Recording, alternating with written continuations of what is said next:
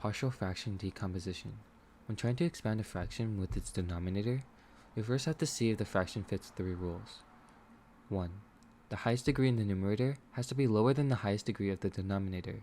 So if we have x to the a divided by x to the b, then a has to be lower than b. If a is greater than b, then you have to divide the fraction even if it's a polynomial. So you have something that may look like this, or it may have even more variables to varying degrees with varying coefficients. Ultimately, you should be left with a remainder where the numerator highest degree is lower than the denominator's highest degree, if you divided it properly. Sometimes this remainder is already decomposed to a state that should be okay, but if not, then you can follow the steps listed later in this video. 2. You have to make sure the denominator is fully factored out. So if you have x squared plus 4x plus 4, you have to factor it to x plus 2 times x plus 2. This leads us to the last rule. If you ever have identical groups, like x plus 2 times x plus 2, you have to group them up, converting them to a square.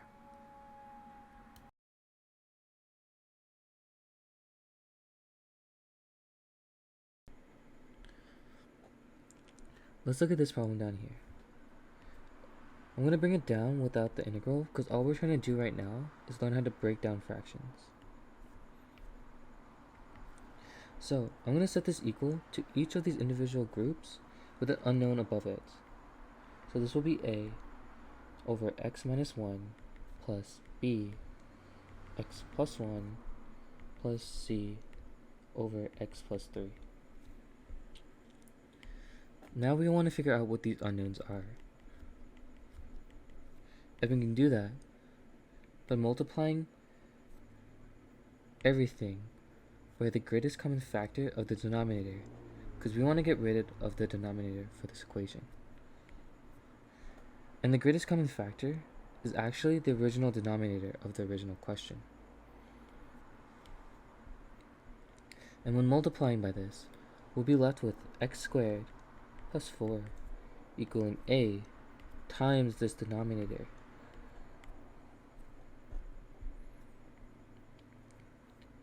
All over x minus 1. And because there's an x minus 1 on the bottom and on the top, we can eliminate these.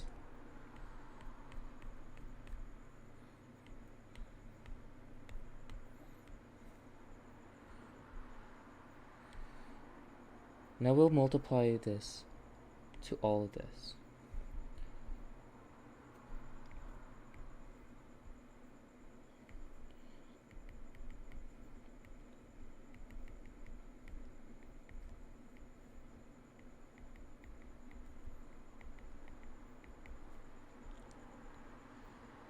So, you'll see that all these groups are missing only one of these groups of the original denominator. And that's because these were created by one of these groups of the original denominator, which means it will be eliminated. And this leads us to a very special thing that will allow us to solve for these unknowns.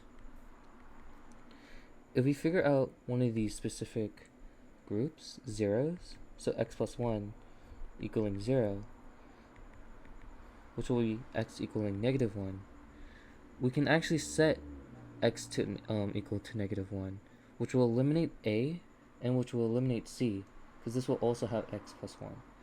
And that will only leave 1 without making it ultimately resulting to a 0, which will allow us to figure out the unknown.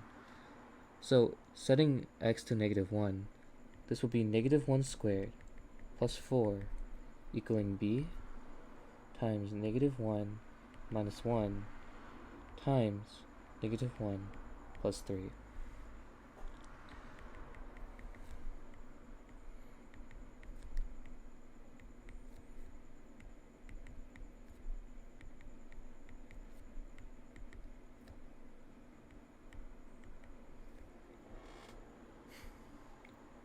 So figuring out these zeros, we'll start eliminating certain groups, and we'll eventually figure out all the unknowns. And when we figure out all the unknowns, we'll figure out this decomposition. And that's how you will solve this problem.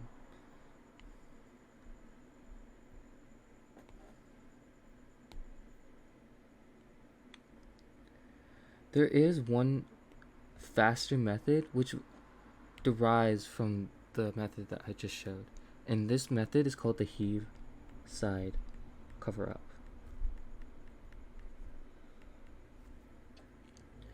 So in actuality, I'm going to bring back this problem and just start erasing some stuff.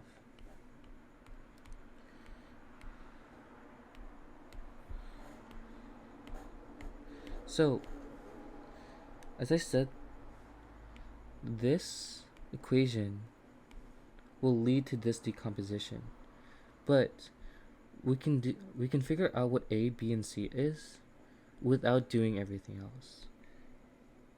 So, looking at this one specifically, let's set this to 0. So we'll figure out that x being 1 will make this problem, will make this denominator 0.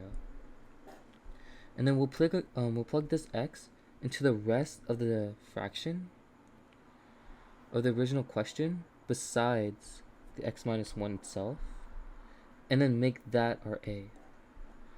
So then a will equal 1 squared plus 4 all over 1 plus 1, 1 plus 3. And this will be the same for these unknowns as well. So x plus 1, 0 will be x equaling negative 1. And we'll plug that in to the rest of the problem.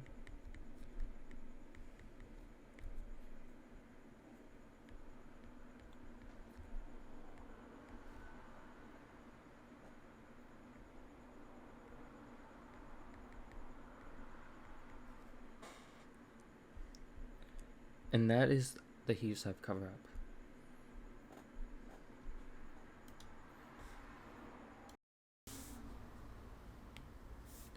Okay, now let's look at question 2. Bringing this down without the integral, we can set this equal to ax plus b equaling to x squared plus 2 plus cx plus d equaling x squared plus 2 all squared. So, you might be asking how you find this. Well, the numerator is found by putting an unknown to the highest degree of the denominator minus 1. And then you kind of start counting down until you reach x to the 0th power. And any number to the 0th power is also 1. So the numerator is just ax squared minus 1 plus bx squared minus 2, and 2 minus 2 is 0. So then we stop here. And the denominator is found by putting the denominator within the group below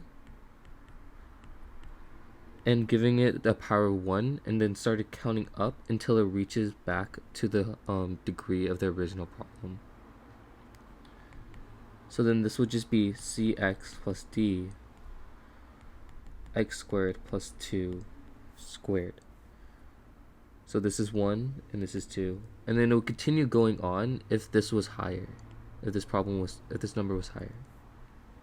And we will put a new unknown every time we go into a new problem. You would never have the same unknown show up in the problem on the right.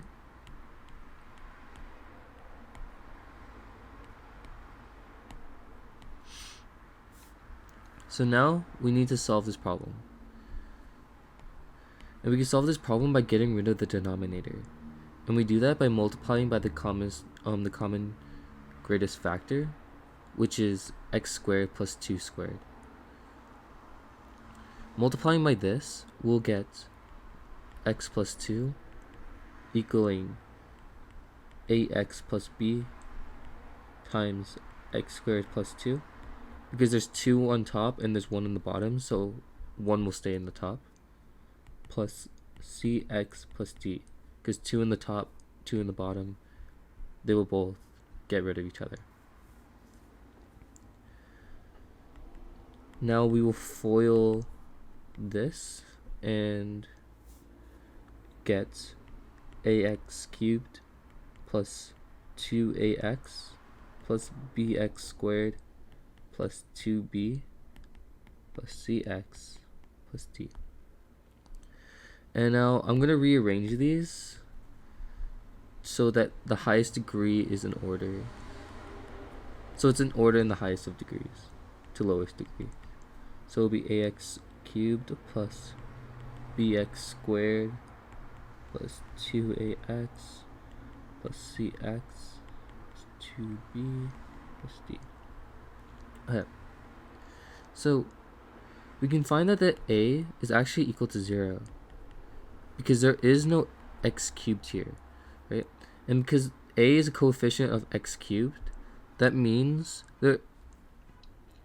a has to be 0 because there is a 0x cubed here if there isn't anything here.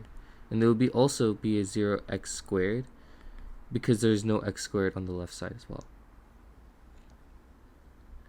So then b will also equal 0 because b is the only x squared on the right side and there is no x squared on the left side.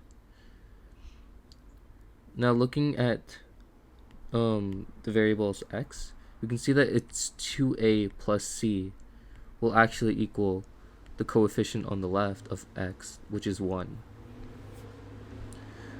And because we know that a is already 0, we can set that to 0. So it would be 2 times 0 plus c equaling 1. So that says that c equals 1. And the same for 2b and d, which will equal 2. So then it'll be 2b plus d equaling 2. Because we know that b is 0, so it'll be 2, 0 plus d equaling 2, which means d equals 2.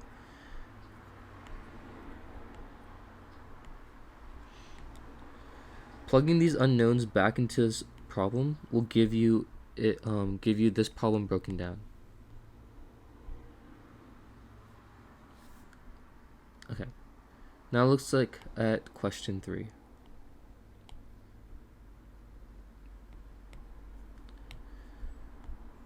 Bringing this down without the integral again, we can see that the numerator's highest degree is actually higher than the denominator's highest degree, which means that we will have to do division. So then this would be x squared plus 1 dividing to x cubed. So when you're doing division, you have to kind of match the highest degree to the highest degree on the divisor. So then this would just be x, right? Because x squared times x will be x cubed. And that will also be multiplied into the 1. So then this would be x. So then this would be 0 plus x, well, minus x. And because x is lower than x squared, this will have a remainder of negative x over x squared plus 1.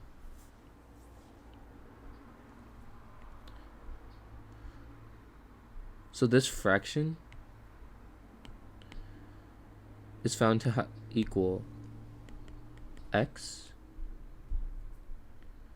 minus x over x squared plus 1.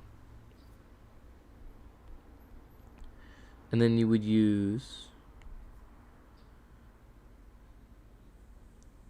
either of these to try to solve this fraction here, depending on which one it fits better. And if sometimes, as I said, you won't be able to break it down anymore. And if you can't break it down anymore, then that's great, right?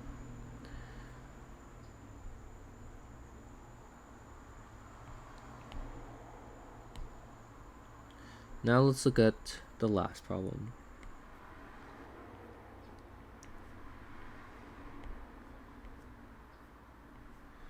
So when dealing with quadratics, you have to make sure that you can factor it out.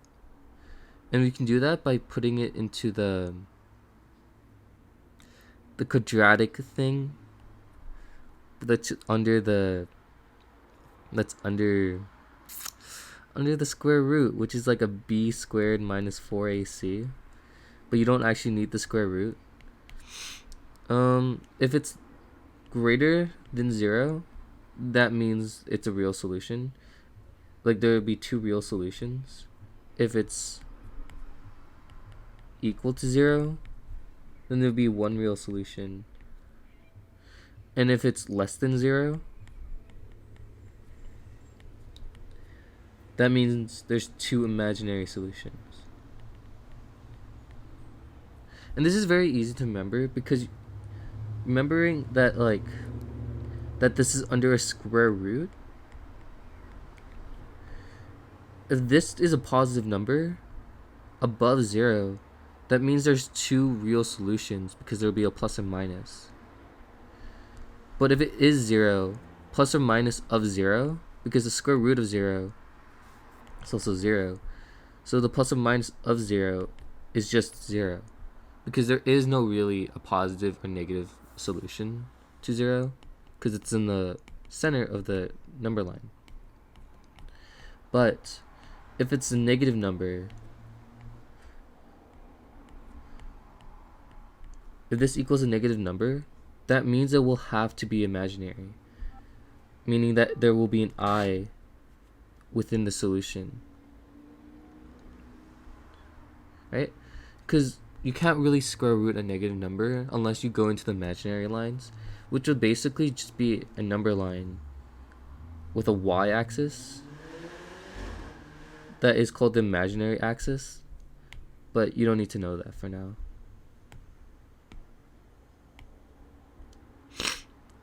So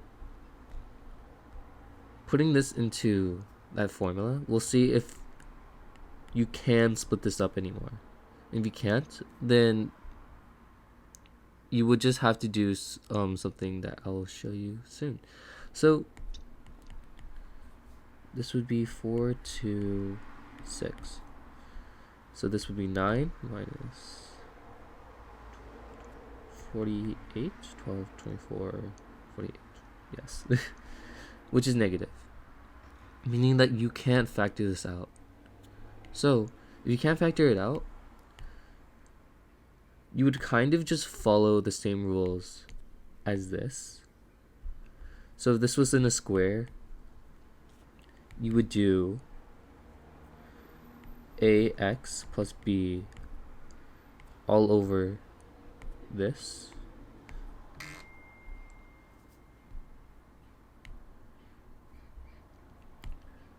plus cx plus d all over this. And you would solve it the same way as this. Yeah, so that's partial fraction decomposition.